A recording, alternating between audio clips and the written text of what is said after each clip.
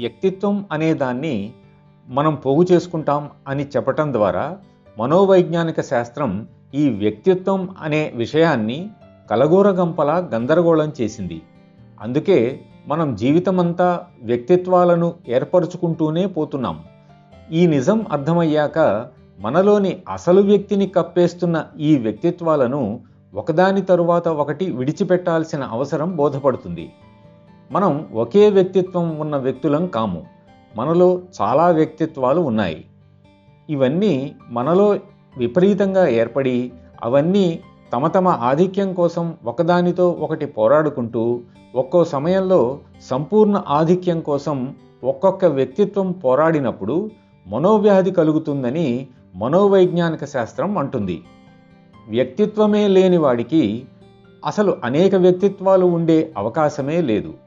అందుచేత మనోవ్యాధి ఉండటానికి కూడా వీలు లేదు. కాబట్టి నిర్మలీకరణ ద్వారా మన సంస్కారాలను నిర్మూలిస్తూ మనలోని వ్యక్తిత్వాలను వదిలించుకోవటం ఎంత ముఖ్యమో చూశారా?